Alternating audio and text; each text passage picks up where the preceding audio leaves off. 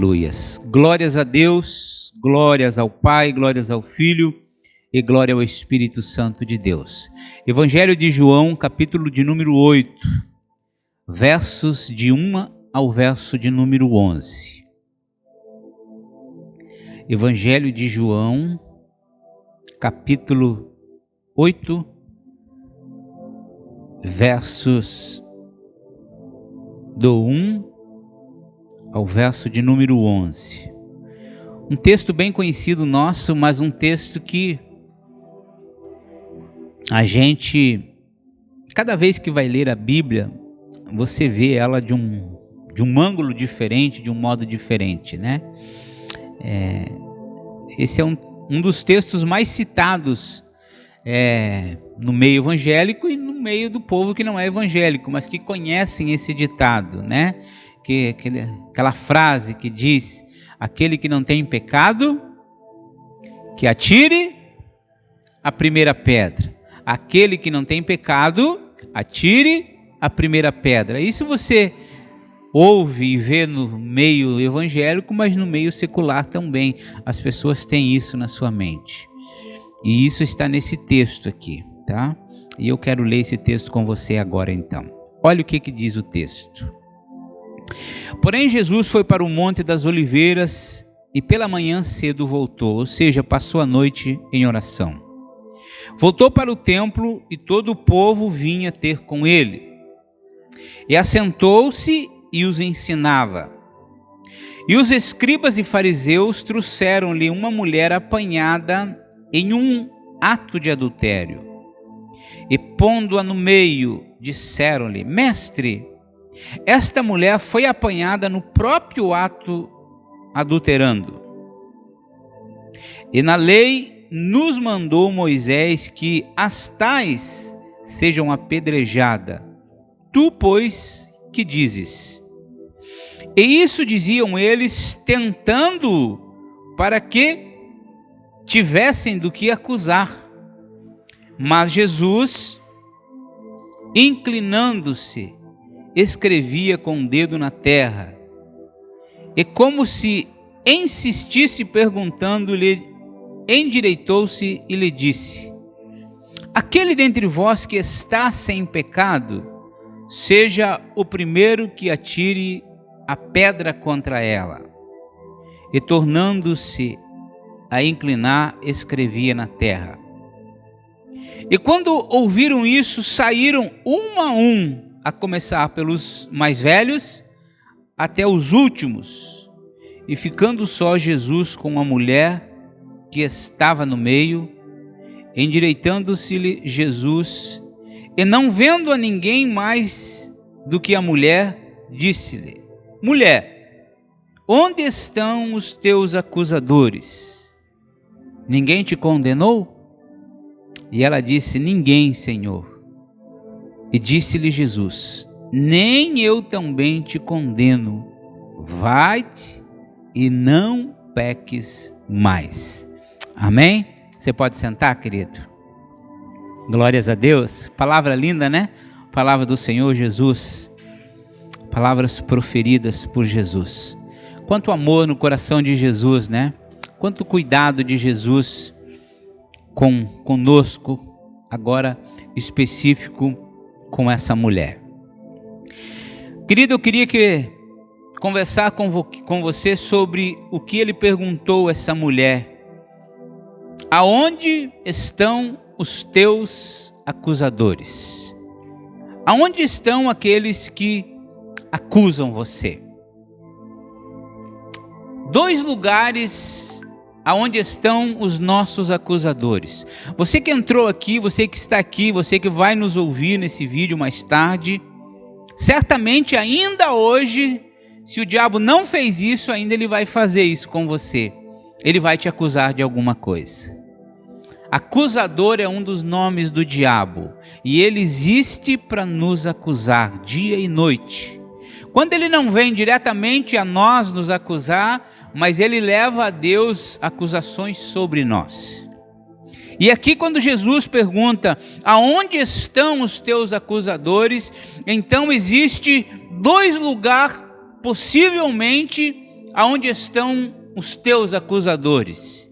Eu quero mostrar 2 lugares aonde os teus acusadores estão agora, nesse momento, e depois ver como essa mulher se viu livre dos seus acusadores.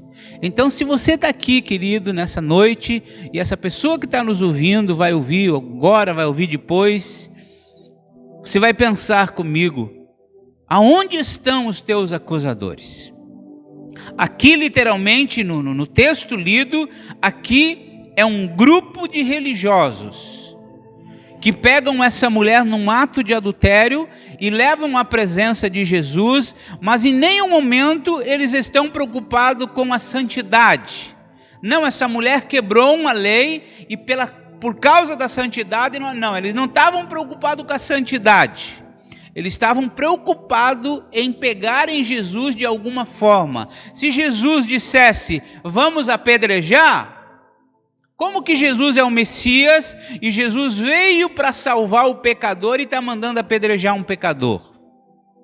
Agora, se Jesus diz também, não podemos apedrejar, Jesus está indo contra uma lei escrita por Moisés, e todo judeu é fascinado por Moisés, e Moisés disse que toda mulher que era pega num ato de adultério era para ser apedrejado. Então eles vieram sedentos, e vieram e disseram, agora eu quero ver o que esse Jesus vai falar. E Jesus não fala nada.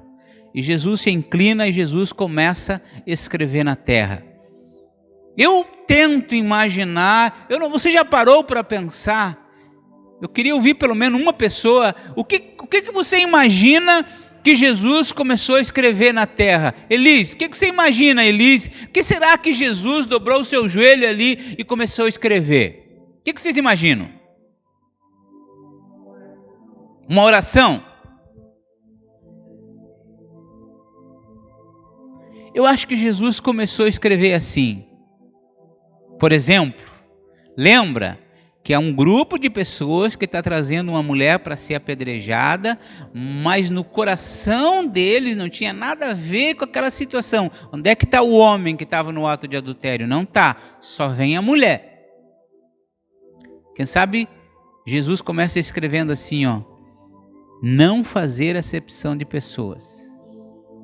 E algum deles olha lá e diz, puxa, mas eu estou fazendo, acepção de pessoa. A gente não trouxe o homem, a gente só trouxe a mulher. Quem sabe Jesus, ou em primeiro, a lista aí pode ser invertida, quem sabe Jesus escreveu assim, não matarás. E eles estavam querendo matar. E Jesus continua escrevendo. E cada um olha para o chão e se identifica com um pecado.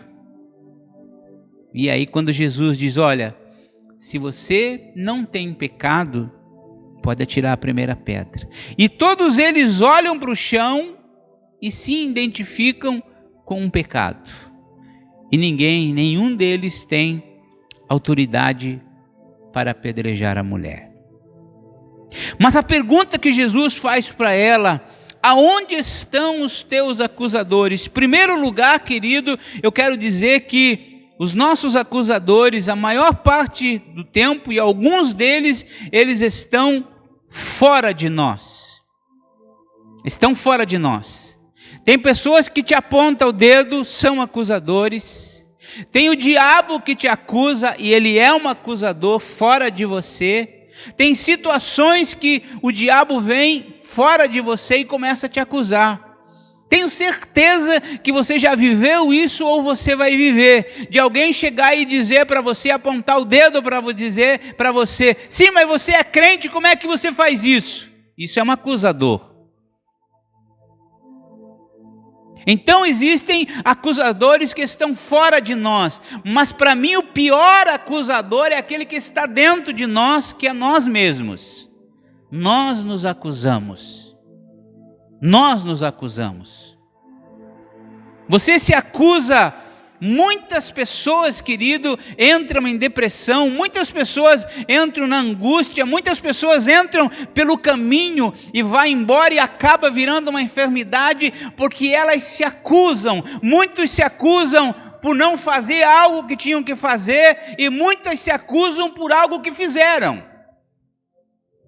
Aqui no nosso meio tem pessoas que se acusam, ela permite o diabo lançar aquela ideia na mente dela e ela fica se acusando. Puxa, mas fulano morreu e eu não fiz nada por fulano. Você está se acusando de algo. Ah, mas eu poderia ter feito algo por fulano e eu não fiz. Você está se acusando. E essa acusação, querido, vai levar você a uma depressão e uma doença, porque essa acusação é do diabo. O diabo veio para te acusar, o diabo quer te acusar, e ele usa a tua própria mente. Quando ele não usa coisas ou pessoas de fora, ele usa você mesmo, de dentro de você. Sempre foi assim. Lembra de um texto de lá no início, na Bíblia, no capítulo 3 de Gênesis? Veja, Adão pecou e ele se esconde. Quem é que está acusando? Por que você acha que ele foi se esconder? A mente dele começou a acusar ele, aqui dentro. Você fez algo de errado. E a Bíblia vai dizer que então ele percebeu que ele estava nu. Mas a briga já começou aqui, ó. O diabo já começou a falar para ele, viu o que você fez? E a consciência de Adão agora levou ele a se esconder de Deus. O diabo vem, lança uma acusação em você, e você permite isso ser trabalhado na tua mente, e você vai começar a se esconder de Deus. Você vai começar a fugir da presença de Deus. A consciência de Adão levou ele a se esconder de Deus. A consciência dele começou a acusar ele. A consciência na Eva começou a acusar Eva. Viu, Eva? O que você fez? E é assim que o diabo vem trabalhar na tua vida. É assim que os acusadores aqui, quando Jesus diz, aonde estão os teus acusadores? É evidente que Jesus estava olhando para aquele grupo de pessoas que estava ali, mas também Jesus está olhando para a mente dela. Porque você acredita que a mente dela não acusava ela? Ninguém peca, querido. Ninguém peca e fica sem remorso. Dificilmente. Você pode dizer que o pior bandido peca e não fica remorso. Não, ele vai ter um remorso. Ele vai ter um remorso. Ele tem uma consciência. E essa consciência vai acusar ele. E quando Jesus olha para essa mulher e diz, aonde estão os teus acusadores? E quando ela diz, não tem nenhum, querido, é mais do que aquelas pessoas que estavam ali. E hoje eu estou falando para pessoas que têm sido acusadas. Eu tenho certeza que tem gente aqui dentro da igreja que tem permitido o diabo acusar a tua mente. Acusa você muitas vezes dizendo para você, você não é crente. Se você fosse crente, você não faria isso. Mas o que você fez é tão feio. Isso é uma especialidade do diabo. Ele arma situações para você fazer, e quando você faz, aí ele vem te acusar. Ele vai amarrando, ele vai desdobrando as coisas, e quando você faz, aí ele vem. Com toda a autoridade do mundo, ele vem te acusar. Então, querido, nós temos acusadores de fora, pessoas, situações, mas para mim a pior é aquela de dentro, é a nossa mente, que nos acusa. Você deita à noite e a tua mente começa a te acusar. O que você fez durante o dia, o que você deixou de fazer. Porque às vezes nós não fazemos, mas às vezes deixamos de fazer também. Tem coisas que você, querido, não pode permitir que o diabo venha acusar você. Você não pode permitir isso. Você não pode permitir isso. Porque foi exatamente isso que Jesus travou, essa luta com os acusadores. Então, querido, lembre, você vai ter acusadores que estão fora de você, pessoas e situações e um universo de coisas, mas você vai ter também situações que é dentro de você, a tua alma, teu coração. Sabe, quando o salmista às vezes está falando com a sua alma, ele diz, minha alma, por que se abate dentro de mim? Ele está conversando com a sua alma. E às vezes você conversa com a tua alma, e às vezes a tua alma te acusa, dentro de você aquilo, teu coração te acusa, por coisas que você não fez e não vai dar mais para fazer, porque a pessoa foi embora, a pessoa morreu, e aquela coisa te acusa agora, porque você não fez, você não atravessou a rua com aquela pessoa que tinha que atravessar, e o diabo agora vem e diz, você não atravessou a rua com aquela pessoa, e ela morreu, e o diabo agora fica te acusando. E você aceita isso. Como é que Jesus lidou com essa situação? Primeira coisa, querido, para a gente se ver livre dessa acusação, seja do diabo ou seja de pessoas, essa mulher, ela teve um encontro com Jesus. Está aí no verso de número 3. Diz que os escribas e fariseus trouxeram-lhe uma mulher apanhada em ato de adultério. Tem uma expressão também, hoje eu estou cheio de expressão, né? Tem uma expressão que não é bíblica, mas muitas pessoas até pensam que é bíblica. Porque dizem, você já viu aquela expressão que diz, quando a pessoa não vem por dor, vem? Converse comigo, gente. Vem por amor. Você não vem por dor, você vai vir por amor. Ou você não vem por amor, você vai vir por dor. Deus te chama por amor. Você não vem, daqui a pouco vai ser pela dor. Nós ouvimos essas expressões. Essa mulher não veio pela dor e não veio pelo amor. Essa mulher foi trazida pelos seus inimigos. E ela foi colocada na presença de Jesus. Agora, o importante, querido, não é como você vem à presença de Jesus. O importante é você vir à presença de Jesus. Muitos vêm pela dor, muitos vêm pelo amor.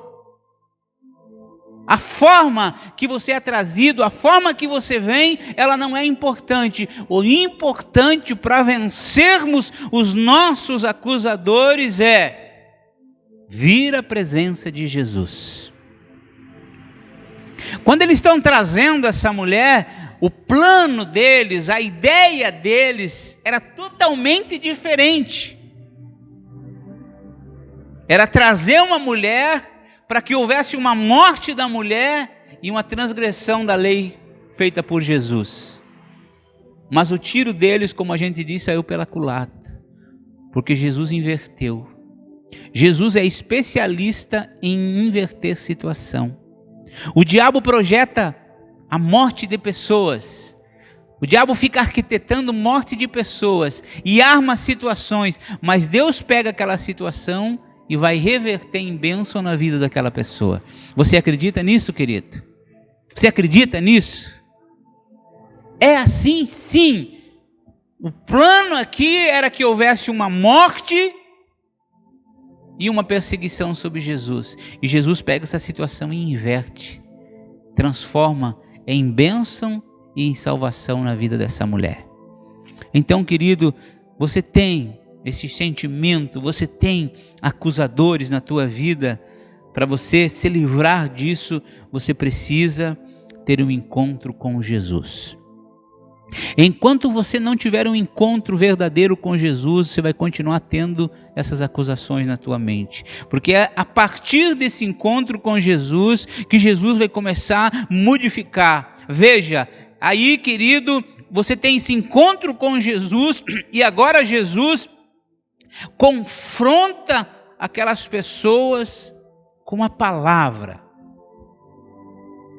Veja, Jesus diz no verso de número 7, e como se insistissem, ele perguntou, aquele dentre vós que está sem pecado, atire a primeira pedra contra ela. Jesus agora está contra-atacando aquela acusação com uma palavra, e é exatamente isso que você precisa fazer. Qual é a palavra que Jesus está contratando eles aqui agora? Alguém lembra? De tantas, mas pelo menos de uma. Quando ele chega e diz, Jesus, essa mulher está em pecado, a gente pegou ela. Ainda que alguém vai dizer que foi pago, foi armada toda essa situação, querido. Mas beleza, Nós pegamos ela, nós vimos, há um grupo de testemunho aqui, ela está em pecado, essa é a ideia. Como é que Jesus vai reagir? Jesus pode reagir com Romanos capítulo 23, querido. Você não lembra de Romanos 3, 23?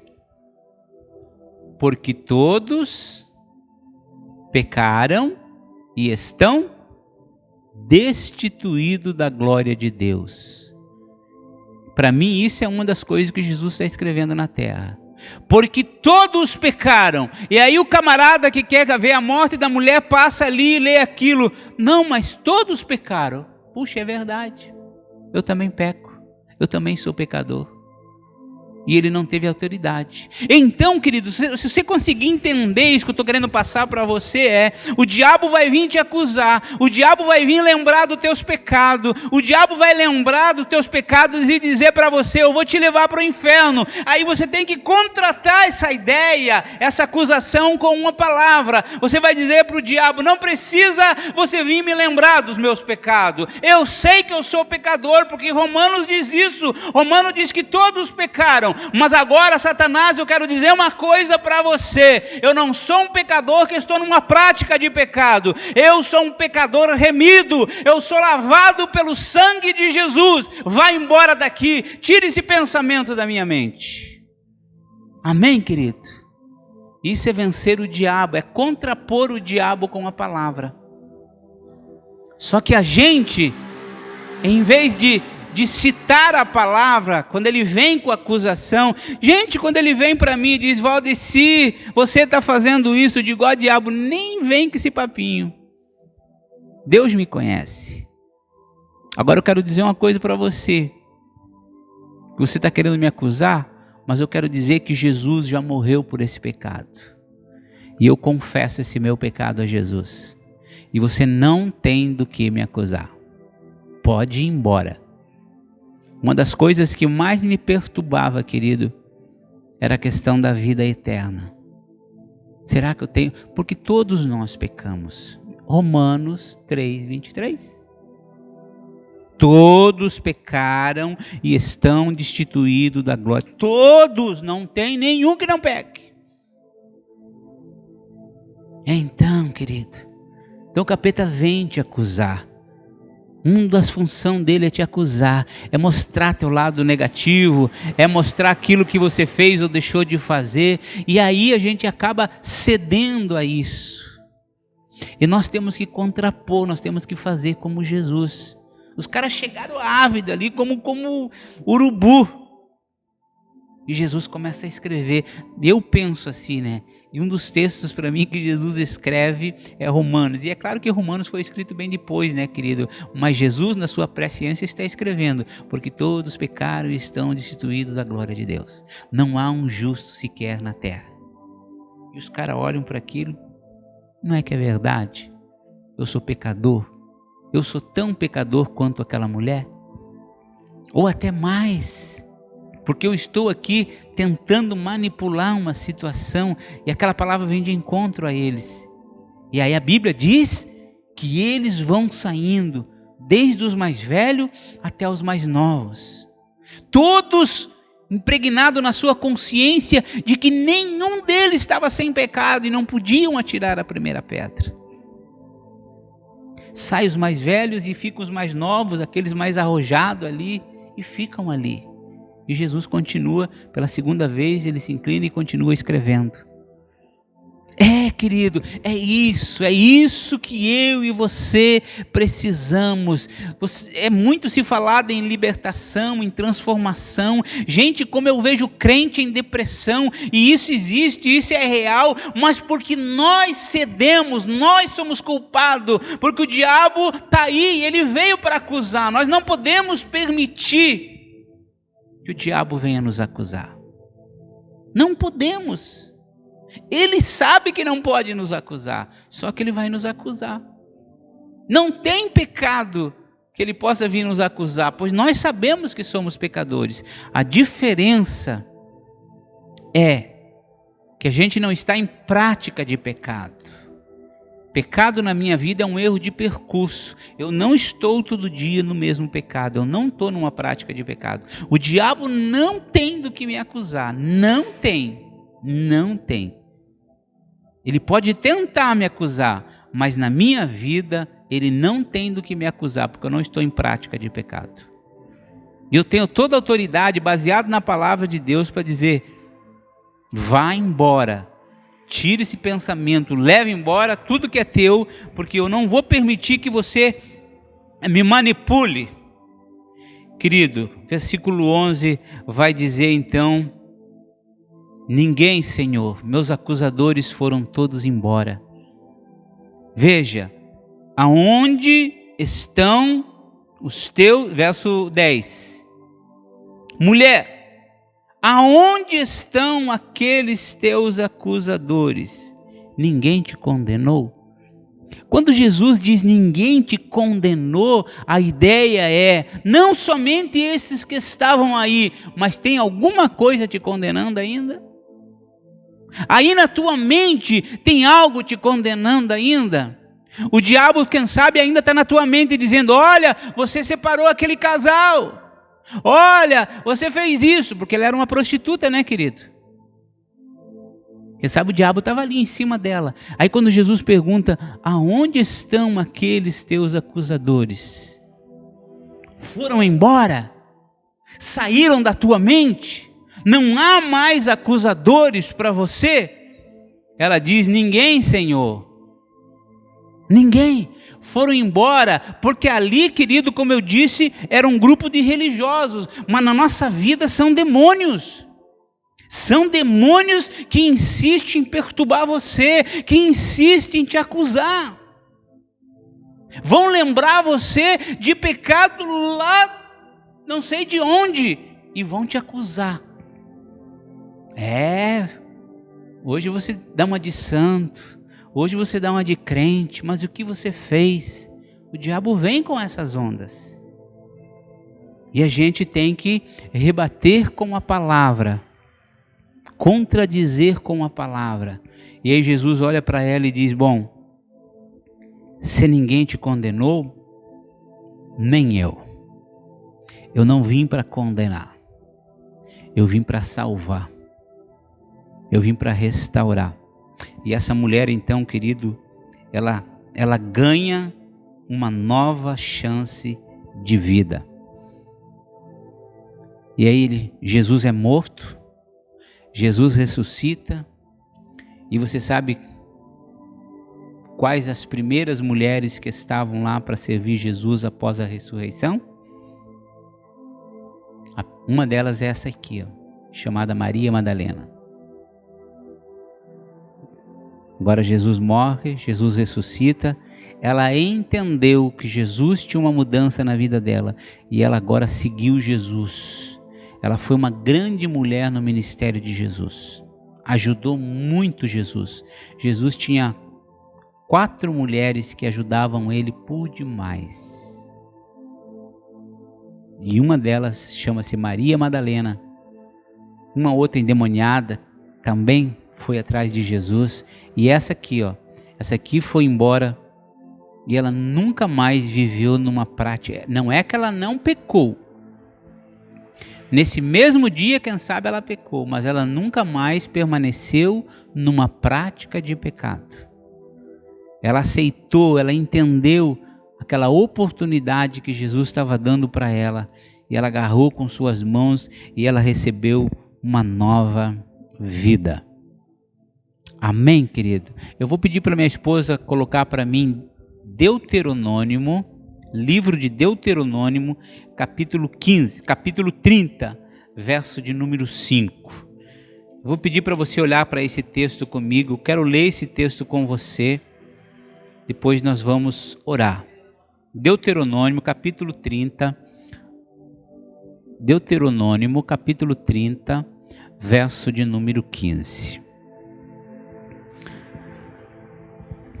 Aí nós vamos orar agora em nome de Jesus. 15.